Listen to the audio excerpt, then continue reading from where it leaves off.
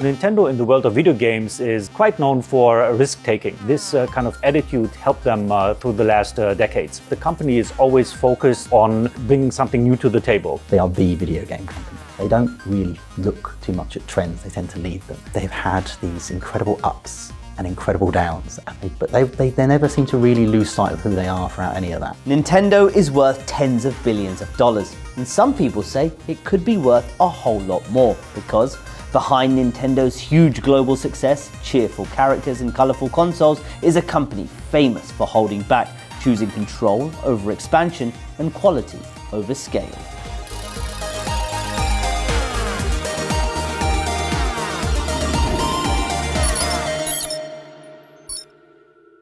I'm Arjun Karpel, and I've covered the business of technology for more than a decade, from Silicon Valley to Shenzhen. And I'm also one of the more than 3.5 billion people who play video games. In this episode of Built for Billions, I explore Nintendo, a company that turned fun into a multi-billion-dollar business.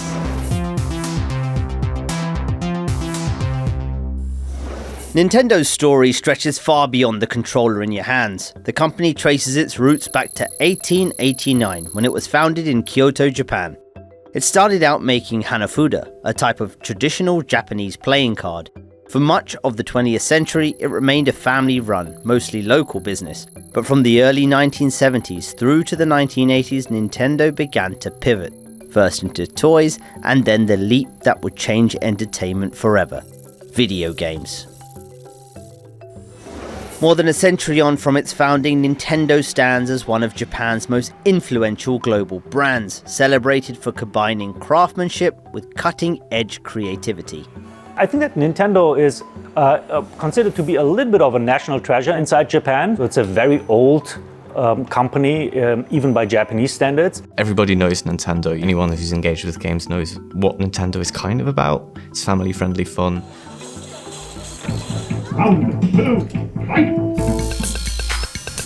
From toys to tech titan, Nintendo's rise has been powered by risk-taking and reinvention.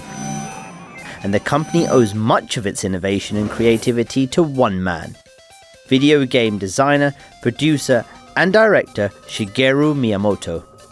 Nintendo has Miyamoto to thank for pretty much all of its success. I would say it's very much still his design philosophy that guides Nintendo. Fun over fidelity.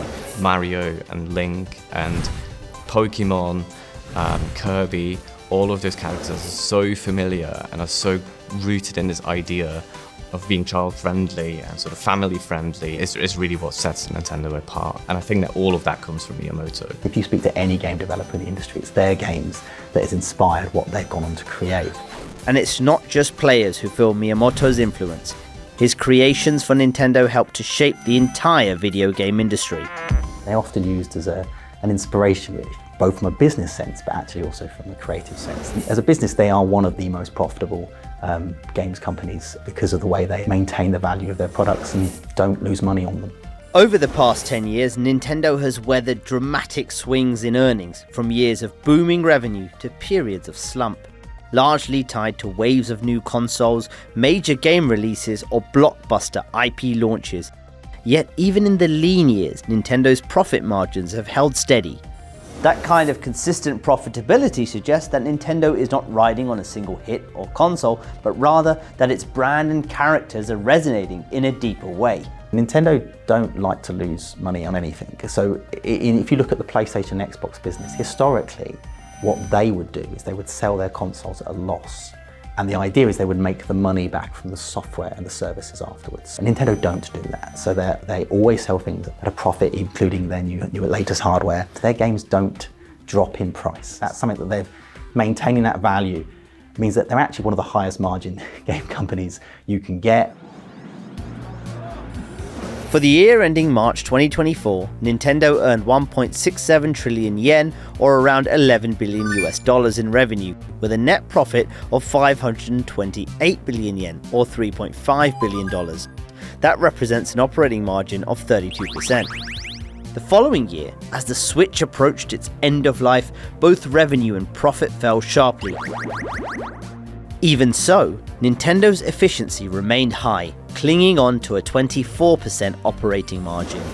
In June 2025, the Switch 2's arrival bolstered sales and outpaced the original Switch's launch performance, selling over 6 million units in its first 7 weeks.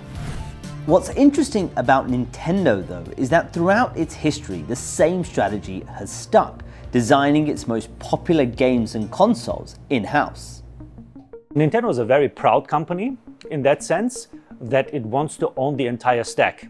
It wants to own video game hardware, software hardware, developer relations to customers directly, and they don't want to give away that control. And that strategy pays off. Owning the full ecosystem means Nintendo keeps more of every sale, driving through those high profit margins. When it comes to performance, Sony and Microsoft chase powerful consoles and graphics, but Nintendo focuses on fun, family, and accessibility.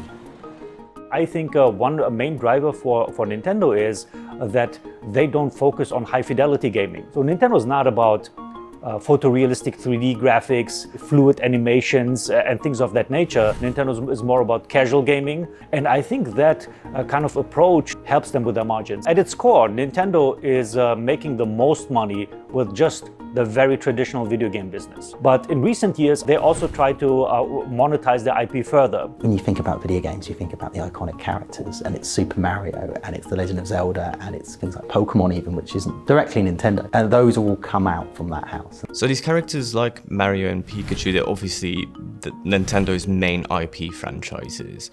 And because they are so recognizable, they have a mass appeal. Pokémon was probably one of the first transmedial franchises to come out of Japan and sort of take over globally.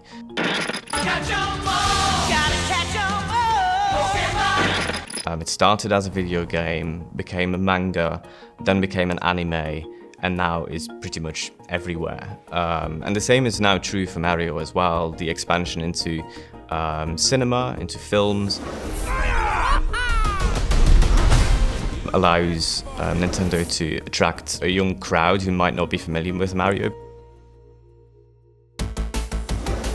While hardware and game sales remain the core of the business, Nintendo's wider ecosystem is rapidly gaining ground. This includes mobile and IP-related income and other sources such as merchandise and royalties. Compare Nintendo's 2024 fiscal year with 2023. While dedicated platform sales remain consistent, its secondary streams of income about doubled. Nintendo is a very interesting company because they have two core audiences. One is families, casual gamers. The other one is an older audience, people in my age, for instance, that have this nostalgia that is associated with Nintendo. Nintendo is particularly good at harnessing the power of nostalgia for everyone, and I think that sort of really contributes to sort of Nintendo's holding power. Like it's very tight control of these franchises. In theory, Nintendo could bring all of their software, all of their IPs, all of their characters onto every platform they want. PlayStation, Xbox, the PC, mobile devices, etc., etc. But they don't want to do that. In my view, Nintendo is not a company that is looking in quarters. They think in years. They think in decades. So Nintendo wants to be around for a long, long time. The Switch proved that being different pays off, but Nintendo wasn't always the disruptor. Next time we'll shift gear to the high-stakes games race of the 90s. We'll explore the console wars that forced Nintendo to reinvent itself or risk being left behind by a tech-heavy rival.